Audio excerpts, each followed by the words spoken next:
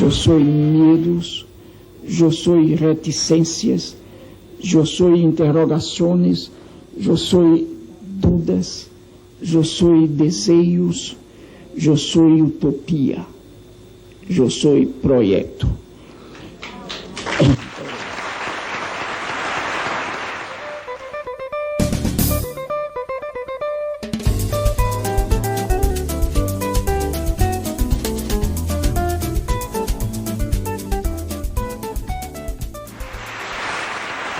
Yo soy proyecto. Así terminó la brillante exposición de Paulo Freire en el Centro del Canelo de Nos. Antes de que Paulo viniera a Santiago, hubo gente que se preguntaba acerca de la vigencia del pensamiento de Paulo Freire en los 90. Alguna gente lo veía y lo ve como una persona que caracteriza muy bien lo que fueron los 60 en América Latina y en el tercer mundo. Sin embargo, en la presentación de ayer se pudo ver el entusiasmo, el interés de una gran cantidad de jóvenes universitarios que ni nacían siquiera en los años 60 y que hoy día se sienten iluminados por la posibilidad de sentir una esperanza, tener un sentido, organizar su vida alrededor de nuevos y de viejos ideales.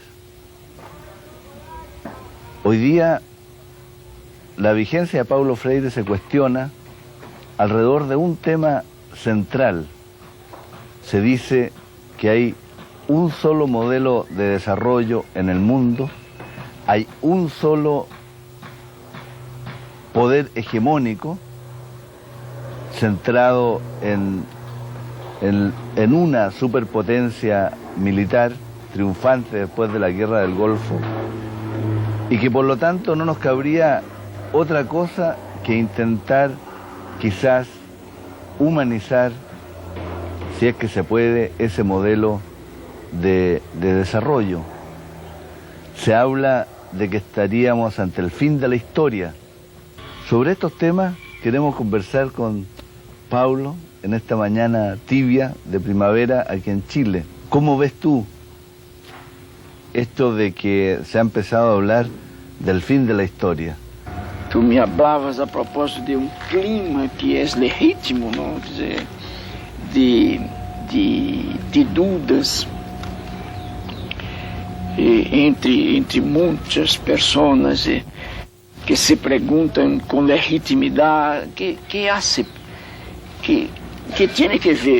tem que ver Paulo Freire no fim do milênio, quando ele teve indudablemente uma posição importante em América Latina e fora de América Latina nos anos 60, nos anos 70, etc. E será que sigue algo válido, etc. Esta é uma indagação que, eu repito, é absolutamente legítima e que seja hecha. E eu lamento solamente que após esta indagação muita gente caiga em uma espécie de fatalismo, não? De que a história se acabou.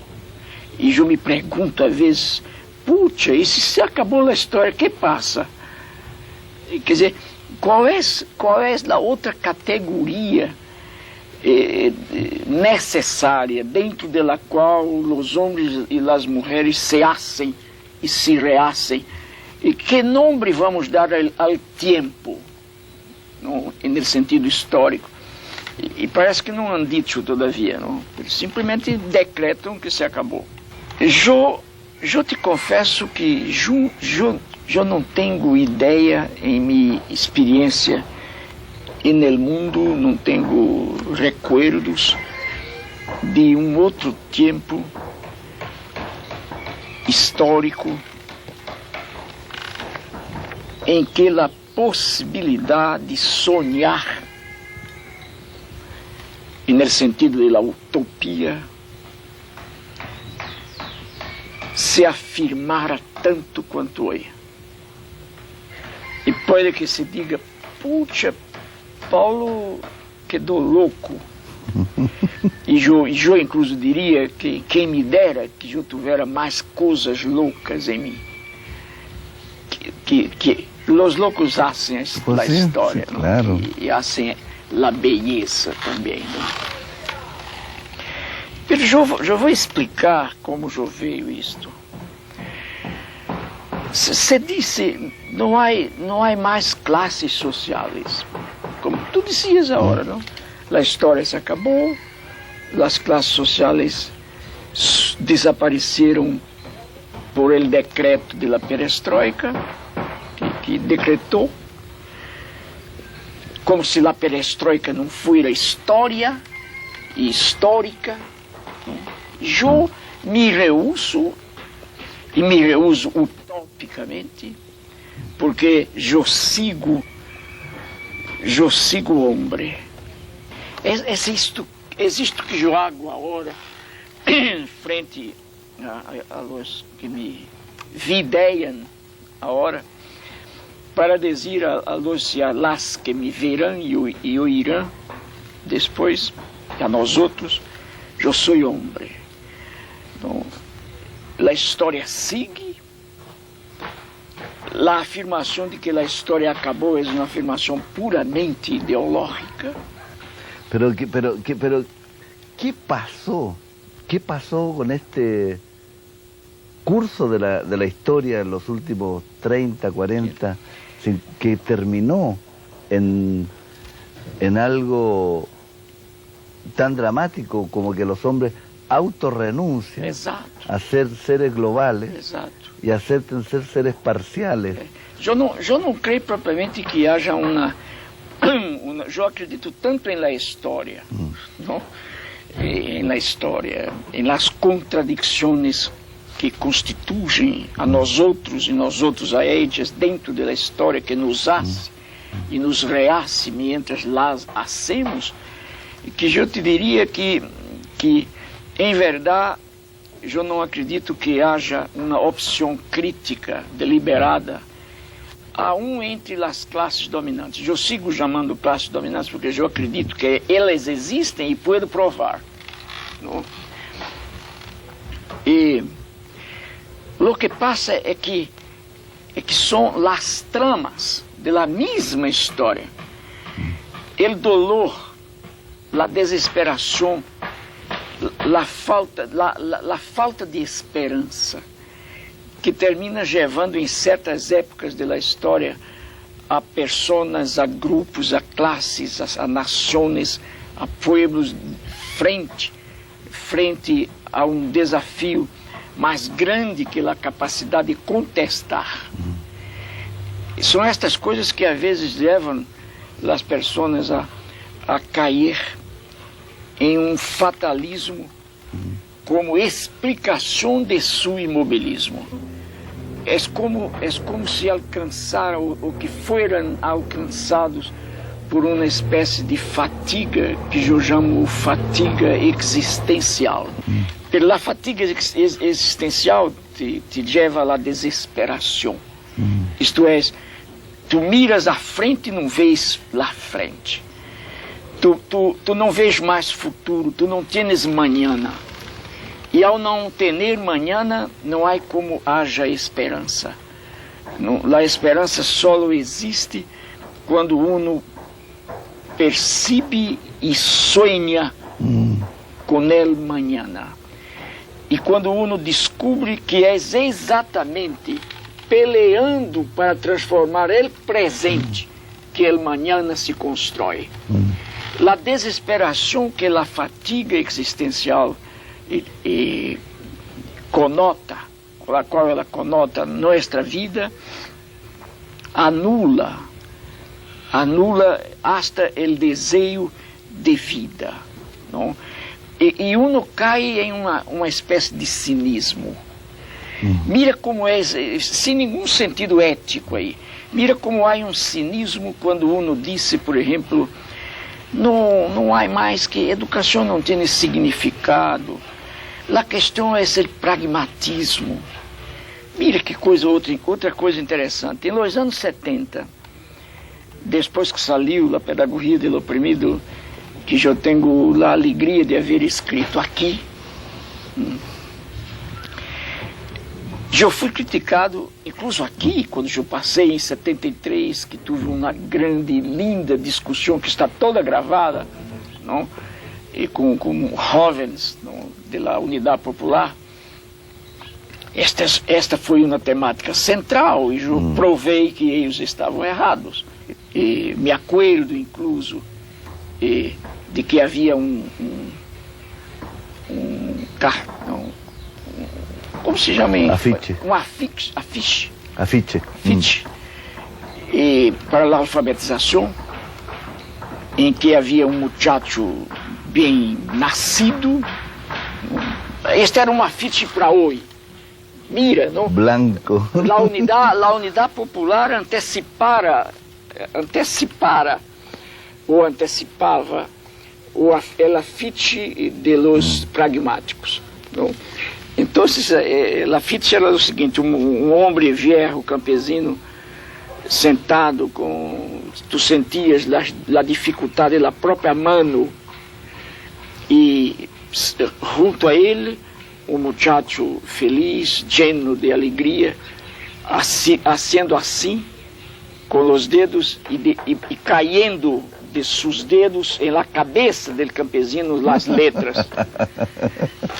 Que coisa horrível!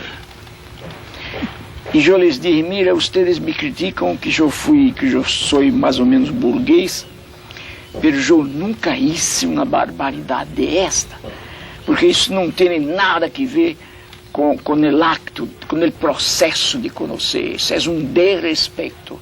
E eu lhes disse: mira, se vocês têm coche disponível, mandem sacar isto do país todo. Isto é um absurdo. Eu me acordo de uma outra crítica que dizia: Freire é uma figura interessante, pero não ha dicho todavia que a luta de classes é o motor da história. E um dia me perguntaram e eu disse: eu não disse porque não lo é. Quer dizer, pero a luta de classes é um dos motores. Não? Então, o interessante, Francisco, é que eu sou um dos intelectuais, há muitos, que não tenho nada de que me arrepender. Nada. Eu repito todo o que disse, com alguma talvez radicalidade maior hoje, de lo que eu tive quando escrevi a Pedagogia do Oprimido. E no momento eu estou escrevendo uma reintrodução ao livro e dizendo estas coisas. Não? Por exemplo, não há por que negar que há classes sociais. Isso é um absurdo.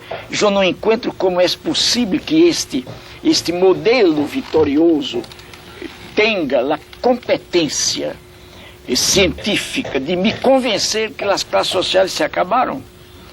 As classes sociais não se acabaram sequer em sociedades altamente complexas como os Estados Unidos. Olha, eu estou chegando aqui há 2 dias, eu não tenho dúvida nenhuma de que a cotidianeidade dos chilenos, não importa a classe, está llena de reticências, todavia, com relação ao que fazer e ao que não fazer. Não tenho dúvida disto. E isto não significa medo de los chilenos. É medo, sim, mas um medo justificado historicamente. Uma vez mais, historicamente. O que passa, dizia Joe, é que as classes sociais existem mais visíveis aqui, menos visíveis ali. E se elas existem como contraditórias, há interesses diferentes. Eu te digo, por exemplo, há que conseguir outro nome, então. Pero quando se consiga outro nome para classes sociais, a marca fundamental que las caracteriza existe, sigue existindo, porque hace parte de la natureza del ser de la classe. Como não existe classe social se tu tienes em Chile 5 milhões de pobres? Será que a problemática de estes 5 milhões de gente, será que o linguagem, será que a concepção do mundo, que a leitura do mundo, será que o linguagem, será que a beleza, será que o dolor ou a perda de um bem amado é igual a los que vivem como tu, e tu eres um homem sensível? Quer dizer, pragmaticamente, que é isto? Se diria, pragmaticamente, o que se tem que fazer é intentar, dentro sempre do marco estabelecido, melhorar um pouco a situação. Eu não estou dizendo que não se haga isto. O que eu estou negando é que seja possível fazer este voluntarismo ao revés. Porque nos anos 70 houve um voluntarismo da esquerda que implicava necessariamente a desistência ou a negação total da consciência, e por isso eu fui também criticado, não? A negação da consciência, a negação da subjetividade em el quehacer histórico. Se dizia, não, a história é social, se hace socialmente, a dimensão individual de cada um não tem nada que ver, nada que ver. E isto foi um dos maiores erros del marxismo grosseiro, conforme Marx se chamava, e que criou, não, e generou esta compreensão ou interpretação do mundo mecanicista, não, objetivista. Quer dizer, solamente cambiando a infraestrutura é que tu tienes, mira que ingenuidade, é que tu tienes no dia seguinte uma nova superestrutura e um novo homem e uma nova mulher. Era magia isto. Eu me insurri contra isto em la pedagogia do oprimido. Eu creio sim, nós estamos vivendo um tempo pragmático, estamos vivendo um tempo em que a utopia se afirma como única salida para os seres humanos. Eu creio que é inviável que ao ser homem e mulher, que resultou de um processo milenar de transformação, que vino de um outro bicho que sigue sendo, pero que ganhou a possibilidade de conotar, não, de falar e de pensar, de transformar com as mãos, de hacer e rehacer.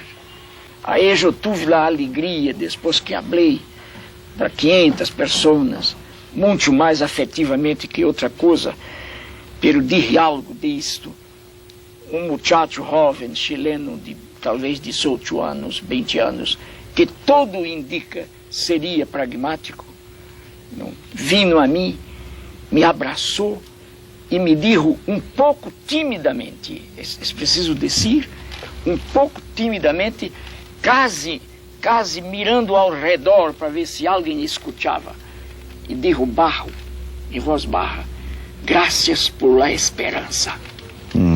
Quer dizer, que é isto? Graças por la esperança. É que eu não fui um burócrata ao falar, eu não fui um pragmático. Eu falei do amor, da paixão, do desejo, do sentimento, do dolor, do medo, da esperança, do projeto. E é isto que eu sou, todo junto. E é isto que o chamado tempo pragmático pretende liquidar. Por quê? Porque para a preservação do status quo deste modelo é absolutamente necessário que tenhamos robôs e não pessoas completas. Por esta razão, o centro de nós não, é uma resposta antagônica ao pragmatismo. É a mesma coisa que o muchacho tinha aí. Provavelmente por a primeira vez aquele jovem disse: graças por la esperança. Parece hasta um poema, não? Parece hasta um verso de la grande cantante chilena Violeta Parra. Graças por la esperança. Não? E por que um muchacho de 18 anos disse a um homem de 70, graças por la esperança? Disse porque o homem de 70, naquele momento, tinha 18 anos também. E é esta invitação que eu hago a los muchachos e a las muchachas de 18 anos que alcancem seus 70 como eu. E por que eu alcancei? Porque reusei sempre a burocracia, sobretudo a mental. Reusei, sempre estive em posições utópicas. E utopia não significa lo que não é possível ser hecho. Significa lo viable historicamente e em certo momento.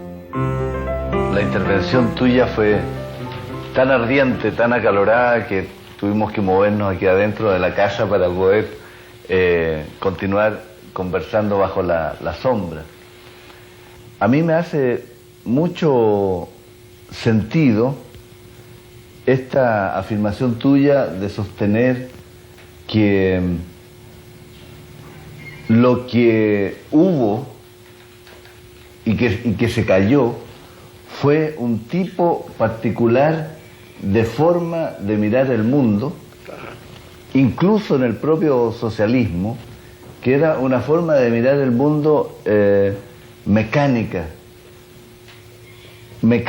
porque pretendía establecer relaciones muy estrechas entre causa y efecto, entre insumo y producto. Relações automáticas. Automáticas, claro. Cambio la infraestructura, se cambia inmediatamente la superestructura. Asalto el poder, inmediatamente cambia la sociedad. El Estado lo controla todo y por lo tanto, si controla el Estado, cambia la sociedad. Y en educación eso tenía una expresión en el muchacho que colocaba las letras para que cayeran sobre la cabeza del campesino.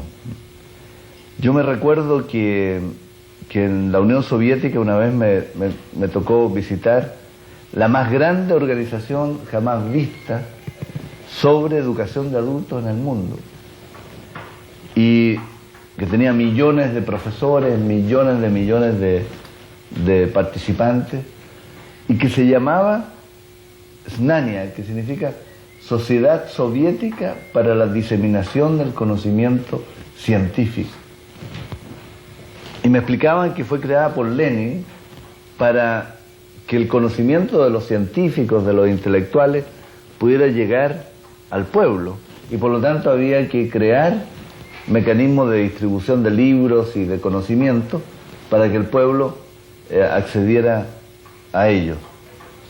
Y esto lo vinculaba con una experiencia que tuvimos acá, que nos visitó casi desesperado, hace dos o tres días atrás, un diputado socialista checoslovaco que venía a Chile a buscar argumentos para demostrarle a sus propios checoslovacos que el gobierno de Pinochet no había sido bueno, sino que había sido malo.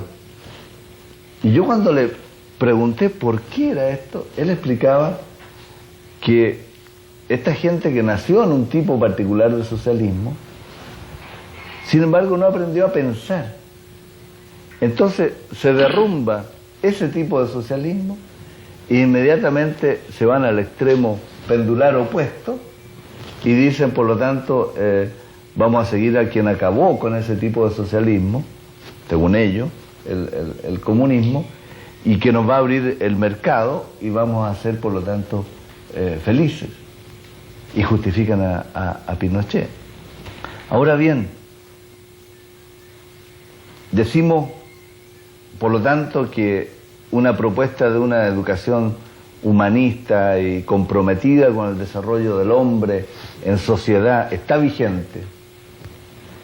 Pero al mismo tiempo decimos que esa concepción, como tú dijiste, de la educación implica incorporar valores y áreas del desarrollo humano que no están incorporadas. Porque tanto en el socialismo de los países del este como en el capitalismo actual hay una forma de una forma de crear conocimientos y de diseminar conocimientos basada en la fragmentación, en la compartimentalización, en la individualización. Por lo tanto, hay gente que dice que estas palabras tuyas son de tal profundidad, de un nivel tal de cuestionamiento de piedras angulares, casi ya no del socialismo o del capitalismo, sino del tipo de civilización occidental, que implican o sugieren un cuestionamiento del paradigma con que fue construido Occidente por lo menos en los últimos 2 siglos. Es decir, en el pensamiento que viene de Newton, Descartes, y que forma la base de un tipo de racionalismo positivista que considera la realidad como un proceso de causa y efecto, de sumo producto. Claro. Yo me acuerdo que, déjame contar una pequeña historia porque quizás pueda ser útil. Yo me recuerdo que a mí personalmente me correspondió hace 3 años ir a la India, a un seminario, y quedé fascinado con la complejidad, la diversidad de la vida hindú, donde conviven en un mismo país musulmanes, cristianos, hindúes. Y al final me encontré con un hindú muy sabio que me dijo: Pancho, ¿qué te pareció la India?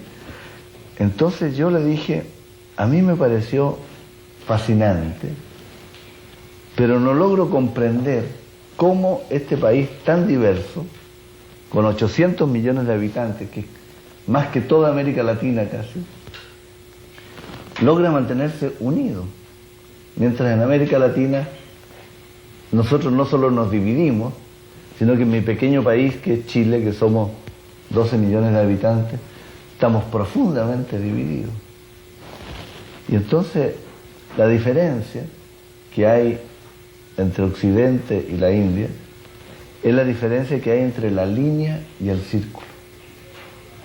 Porque Occidente fue construido con Descartes, con Newton, en base a la línea, a la causa-efecto. La vida es un proceso mediante el cual uno nace casi de la nada, vive y muere, y después que muere tiene que ir a alguna parte, entonces va hacia un Dios que está muy lejano, está fuera de la historia, fuera del mundo, que regula el mundo y al cual uno regresa. Mientras que en la India, me decía, aquí en la India, la figura central es el círculo, porque la vida está basada en las estaciones que circulan y que siempre se repiten. La vida no es un proceso en el cual uno nace y muere, sino que la vida es un proceso en el cual uno nace, nace y muere y se reencarna.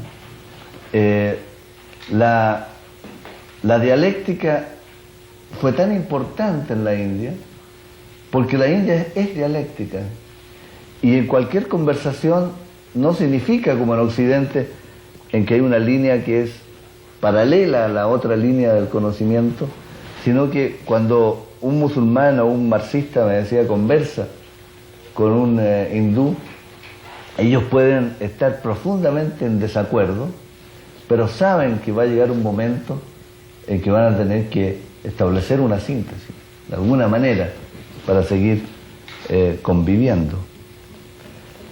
Entonces, digamos, mirando más hacia el futuro, a mí me produce mucho sentido lo que tú dices, en el sentido de que no hay momento más utópico que este. No hay momento en que haya tal capacidad de soñar como esta. Porque pareciera que ha llegado no el momento del fin de la historia, sino llegó el momento en que estamos frente a un cuestionamiento global de lo único que había que cuestionar y que estaba oscurecido este cuestionamiento por velos que nos impedían verlo, que eran estos velos colocados por un socialismo burocrático o colocados por palabras que si no repetíamos no teníamos el sello de revolucionarios, ¿no es cierto? Y ahora tenemos la libertad maravillosa de poder decir, debemos pensar, comenzar a pensar realmente en lo central. Y ahí está la vigencia más profunda, creo yo, del pensamiento de Paulo Freire. Porque ahí se plantea en la base del camino para buscar la construcción de este paradigma, se basa en decir, tenemos que colonizar aquellas áreas dentro de nuestro propio ser que fueron ocultadas, fueron oprimidas durante la aplicación de este tipo de racionalismo positivista y vamos a empezar a caminar para liberarla. Entonces, a mí me encantaría ver cómo tú reaccionas. Mira que coisa linda isto. O tcheco sai de Tchecoslováquia e vem a Chile, empurrado por uma curiosidade. Segundo, uma curiosidade que está a serviço de uma razão política. O tcheco deputado angustiado, muito angustiado, inquieto, perguntando-se, será que se terminou mesmo todo? O que passou?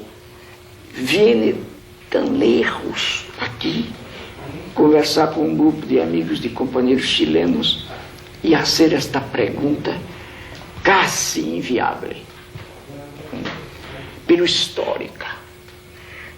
A primeira enseñança que eu sacaria deste viagem, desta peregrinação do tcheco, é de que a história realmente não acabou. Está entendendo? Não acabou. Quer dizer, a história lo ha movido a andar, a caminhar, para perguntar, e esta é uma pergunta histórica, e não somente política.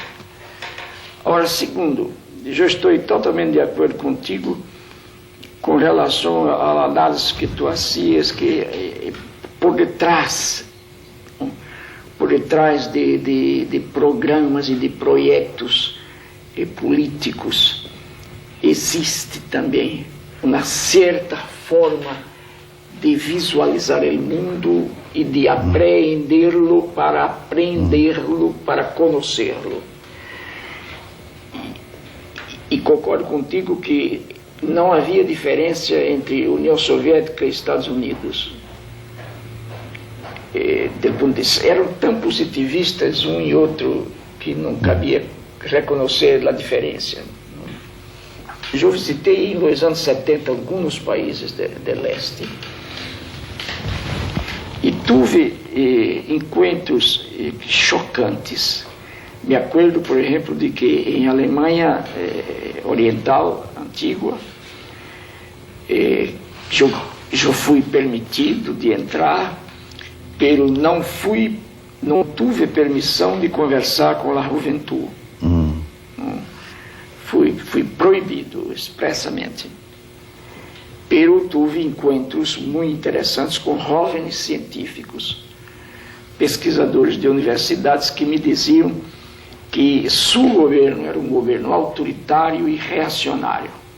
E disseram, Paulo, nós outros somos realmente socialistas. Pero o governo que está aí é um governo reacionário, antirrevolucionário. É um governo autoritário que nos nega, que nos detiene. Isso eu escutei de toda a gente jovem em Alemanha quando eu estive em 72, 73. E para mim o que passava era um pouco o que tu dijiste. Isto é, o socialismo chamado realista estava posto em uma moldura rigorosamente autoritária e reacionária. Mientras isto, no Ocidente chamado, o capitalismo se constitui historicamente em uma moldura democrático-burguesa. Então, lo que é bueno no capitalismo não é o capitalismo, é a moldura democrática que termina por afetar. A moldura democrática dentro da qual o capitalismo funciona até hoje interfere também. Então, e esta interferência é positiva, é importante. Tu tens mais direitos a exercitar o direito que tu tens em uma moldura democrática. Tu estás experimentando isto hoje. Sim. Aqui, eu experimento isto em meu país. Agora, não é que o capitalismo, em sua essência, preste, seja bueno. Não é que o socialismo, em sua essência, seja malo. Eu creio e sigo proclamando isto. E esta é uma de minhas diferenças com meus antigos críticos. É que muitos dos antigos críticos hoje dia preferem falar de um pragmatismo e olvidar seu passado de socialistas, quando me acusavam de que não defendia a luta de classes, o que não era verdade. Hoje eu sigo proclamando que meu sonho e minha utopia é o socialismo, por um socialismo que seja em si democrático e que seja posto em uma moldura reaciendo-se sempre. A modernidade trajo a certidumbre em la certidumbre. A modernidade trajo o cientificismo, a certeza da ciência absoluta. A modernidade trajo como resultado fantástico, terrível, o imobilismo do pragmatismo. Isto é modernidade. Eu sou pós-moderno. Eu estou certo de minhas incertezas e não estou muito certo das certezas. Eu sou um homem em permanente búsqueda de algo em que provisoriamente eu me agarre como certeza. Pode que demore, pode que não demore. E é isto que dá à minha vida um sentido fundamentalmente criativo da tragédia. Entendes? Eu vivo tragicamente. E o tragicamente não significa que é uma desesperação. Não, é exatamente esta incerteza das certezas, não? Que me hace uma vida mais que problemática, uma vida trágica. Quer dizer, eu sou por la utopia, por el sueño, não? Eu sou por um mundo que não está hecho, que está esperando ser rehecho todo dia. E quem rehace o mundo é o homem, é a mulher. Não? Por exemplo, eu não posso ser pragmático em meu país com um governo que, em nome da privatização e em nome da luta contra a inflação, leva milhões de homens e mulheres ao desemprego todo dia.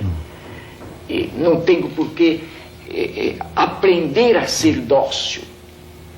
Não, por el contrário, em lugar de pragmatismo, eu defendo uma pedagogia da indignação. Entonces, lo posmoderno de Freire y de esta corriente es también muy fuerte, porque implica una capacidad de construir una pedagogía de la incertidumbre.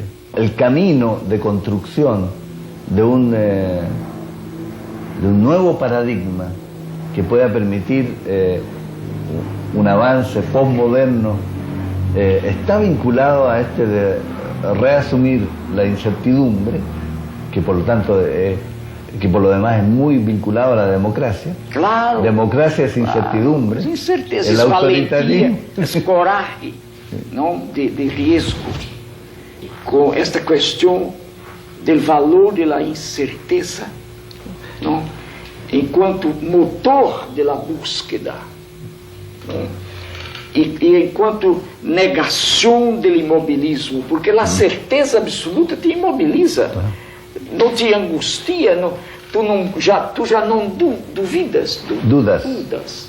Tu já não dudas. E quando um não duda, não sabe. Não, nem sequer pode ressaber.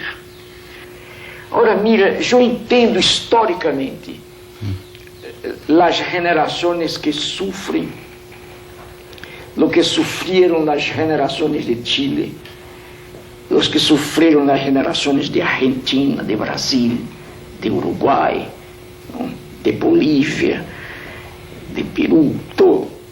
Eu entendo a dramaticidade, a tragicidade da experiência histórica, de lo que eu não accepto, lo que eu não sugiero, é que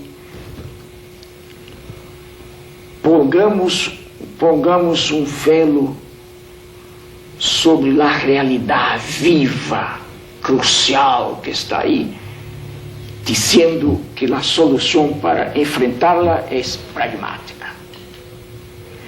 Eu accepto que uno diga, tácticamente eu não posso dizer muitas coisas.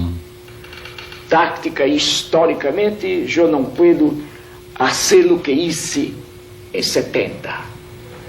Praticamente eu reconozco que a tarefa de minha revelação é uma tarefa de quienes esperam. Pero o que eu não aceito é que se diga, este é um momento diferente, que é diferente, pero este é o fim da história. E em lugar de história vamos ter de agora adelante pragmatismo. Não. Isto me parece que é uma forma de esconder uma verdade que hiere. É um neoliberalismo que pretende exatamente o pragmatismo, que os intelectuais assumam isto, abrem de isto, escrevam sobre isto e convençam as massas populares de que é pragmático que sigam com hambre. Não é pragmático, é imoral, é injusto. E a educação diferente agora, claro, com novas, por exemplo, aí eu quedei encantado quando tu me falaste do projeto das mesas, não? E que tem que ver com o projeto dos grupos de estudo de Suécia, que tem que ver com a prática minha dos anos 60, dos círculos de cultura. No fundo são irmãos estes projetos em momentos e espaços diferentes. Eu hice isto nos anos 60, Suécia há não sei de quanto tempo, e vocês pensam agora, me parece formidável isto, pero não é pragmático, não é um intento de abrir a cabeça do povo para meter tua utopia dentro. Não, é um chamamento para, em torno da mesa, em 6 sessões, pensar um problema. Isto é uma forma nova e, ao mesmo tempo, vieja de fazer educação em um contexto diferente. Se eu houver encontrado em nós, não esta abertura a nós outros. Isto é, nós, que em português é nós outros, é é uma indicação a nós outros, a uma vida comunitária, a uma recreação do mundo de que a educação, para o que a educação é muito importante. Bien, muy bien.